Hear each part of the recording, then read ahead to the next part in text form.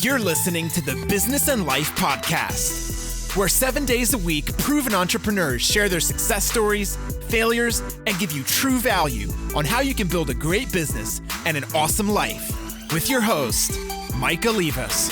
What's happening, everybody? Hope you're all having a rockin' day. Today, we'll be interviewing Dianna Huff, co-founder and editor of Manufacturing Marketing Magazine. Check it out. Okay, Dianna, welcome to the show. Thank you.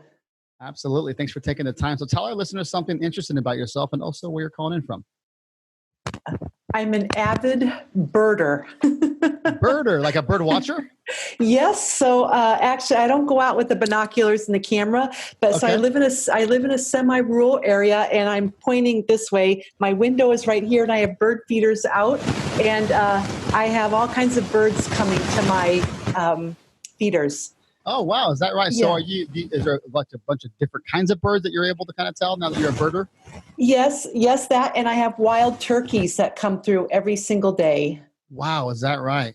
Yeah. I heard those things can be pretty mean, can't they? Well, I feed them. So they love you. Yeah.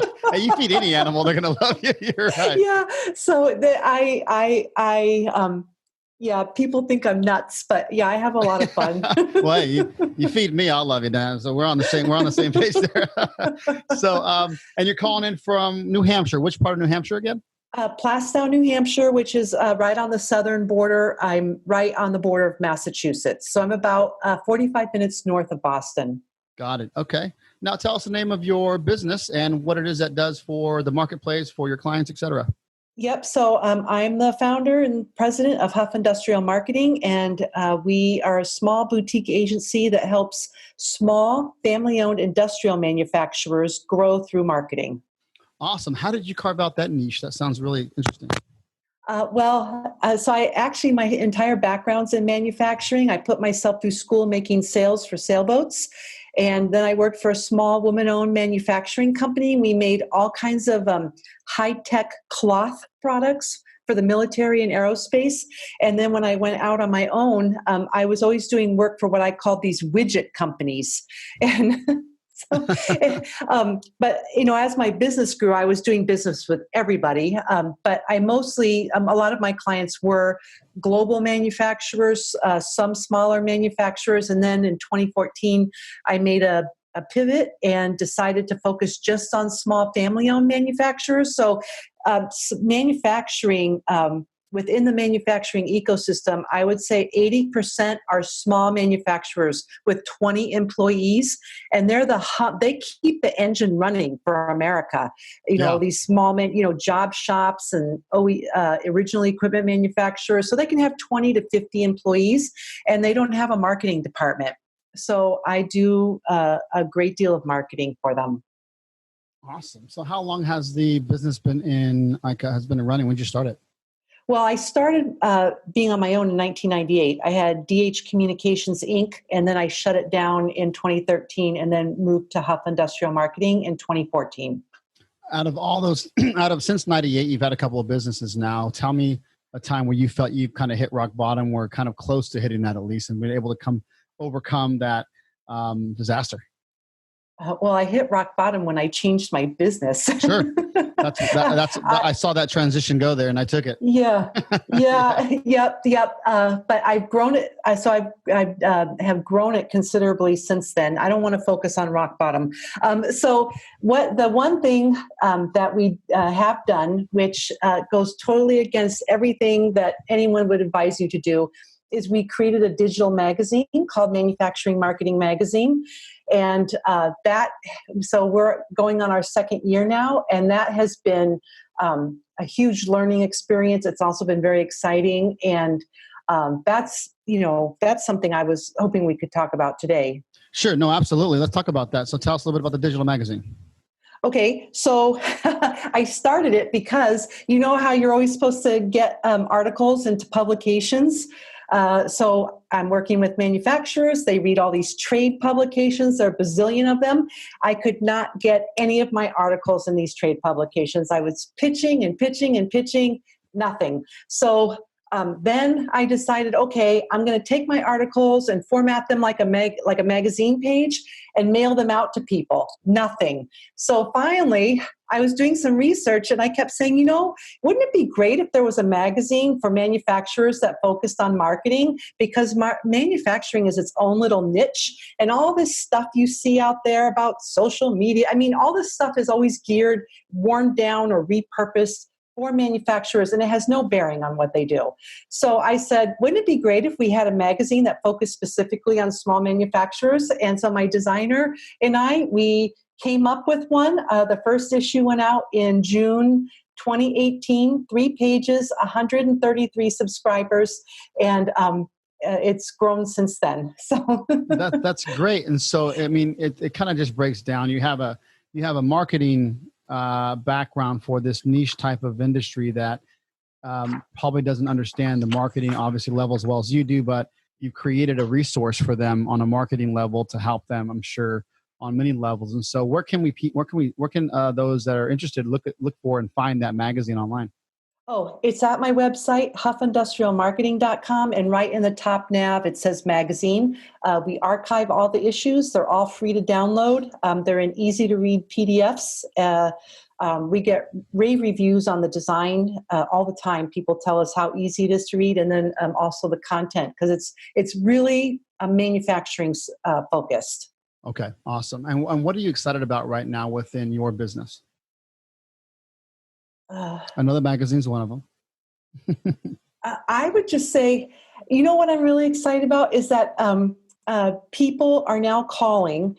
We're getting more and more calls or emails, and and I don't know if you've heard of Andrew Davis, who does the loyalty loop videos. Okay. They're fabulous. But he in one of his videos, he said, ask people why they were inspired to call you. I always used to say, how did you find me? And so I started following his advice, and people say, well, I called you because it says on your website you work with small family-owned industrial manufacturers, and we're a small family-owned manufacturer. And I was doing all this research, and all the agencies that I looked at, they say they specialize in, quote, B2B, but they really are B2C. And you're the only one that specializes in manufacturing for small people like us. So the word is getting out. And last year, we were asked to be the magazine was asked to be a media sponsor for East Tech, one of the trade shows. So that was very exciting. That's and great. So the word is getting out, and it feels really good. Life Nation, we're all striving towards different goals. Maybe your goal is to finally quit the 8 to 5 grind, quit your job, or take the next step with your existing business. Whatever the goal may be, regardless of your reasons, if you are serious about taking the next step and finally trying to build the life that you deserve, the life that you want to live, take the leap of faith with me. Go to michaellevis.com and let's discuss your goals and life. It's 100% free. There's no obligation. It's michaellevis.com. Schedule a quick call. I'd love to help. I think that's important for our listeners to understand that they might think that carving out a niche smaller and smaller is scarier and scarier because they might not have enough business. And the fact is that it's easier to market. It's easier to have a bigger impact on people's lives and livelihood. And I think there's a big why, of course, behind. If you're looking at Dianna, she's obviously passionate about what she does. So I'm watching her and it's exciting because she's excited about something. So I'm going to go off of that energy. But I've carved out niches before too, not nearly as specific as Dianna, but I think that's something really important, that although there's money to be had, right? Sure, that's great. There's a business to be had and that's necessary. But being able to help someone that when you ask them that question, why were you inspired to call us? And it's like, well, because you do exactly what that we need, right? It says it on your website specifically. You help small family businesses, manufacturer companies market.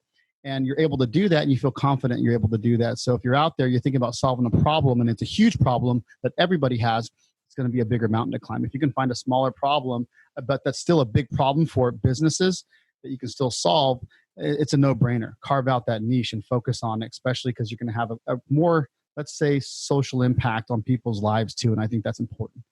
Because you can't be everything to everybody. You just can't. So exactly. Yes. Right. That's great to hear. I love that feedback on that. So you are are you a remote business? Is that correct?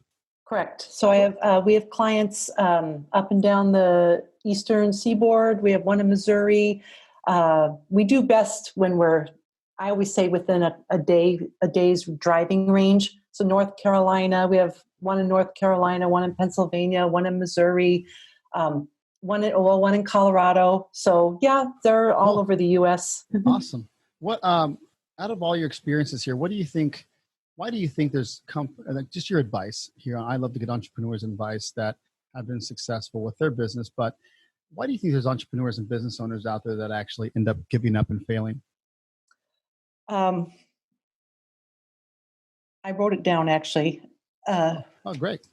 What did I put? Why?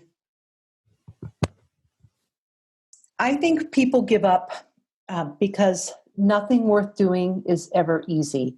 So it's easy to say, and it was very easy to say, oh, let's publish a magazine. We have learned so much in the last couple of years. And, there was, because there's so much hype out there on the internet, and you see a lot of the people, oh, I have, thousands of subscribers, or someone just sold their business for millions of dollars or whatever. You always read a lot about how you should be monetizing everything. And so when we first started out, that's what our dreams were. We had sort of like dollar signs in our eyes. Well, it's not that easy. Yeah. You don't just start something and woo, it just, there was a huge learning process.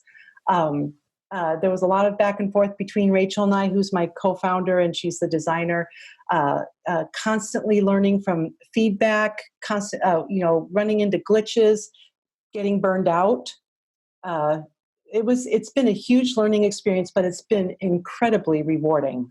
Absolutely. No, I agree. It's easy to get burnt out, but you got to have the grit behind it that sometimes is hard to kind of imagine that it's going to be coming. But I like to just be realistic with our listeners and those that will be aspiring entrepreneurs, that we don't want to scare them out of it. We want to have realistic expectations that there's a mountain to climb, but it starts with the first step, and you'll get better and better at climbing that mountain.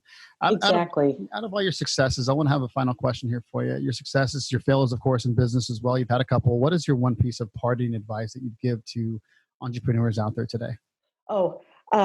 Don't be afraid to follow through on your own ideas. So I would say, trust yourself. When I changed from DH Communications over to Huff Industrial Marketing, so when I was DH Communications and this SEO copywriter person who was doing all this work for all these different companies all over the place, I was at the top of my game. And then I went to Huff Industrial Marketing. I had to start all over from scratch.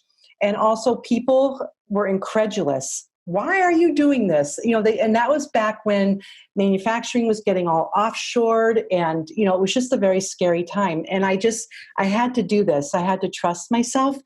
So I would say, trust yourself and do it, even if everyone says you're crazy, and listen to yourself and not the naysayers. And, Steve Jobs has this little video that says, we all are told to follow all the rules and stay safe. And I forget the whole thing, but he says, nobody is smart. You're just as smart as everybody else. And all those rules you're living by were made up by other people. So go make your own. And that just opened up everything for me. So that's where I am now. I live by my own rules. I follow my own gut instinct, and it doesn't mean it's always right, but it sure does feel really good. Yeah. Life Nation, if you're listening, you got to remember that just being a contrarian is okay, and do your best not to listen to all the noise. And sometimes friends, family, whatever, that's the noise. Like, if you believe in yourself and what your idea is and what you're doing, just do it. And if you do it long enough, you'll be successful at it. Sounds very cliche and all that kind of jazz, but just stick with it, get through the hard times, and you'll do great. Like, obviously, Dianna here is, again, you're a successful person. So congratulations on all your success. Thank and you. I really do appreciate your time with us today. Thank you. Life Nation, you got to remember that in order for things to change, you must change. And in order for things to get better, you must get better. You just got better by hanging out with me, Michael Liebus, and the Business and Life Nation. So come back tomorrow, because I'm here dropping sound bombs 7 days a week, baby. If you'd like to subscribe, please do, so you can take action and execute. See you tomorrow.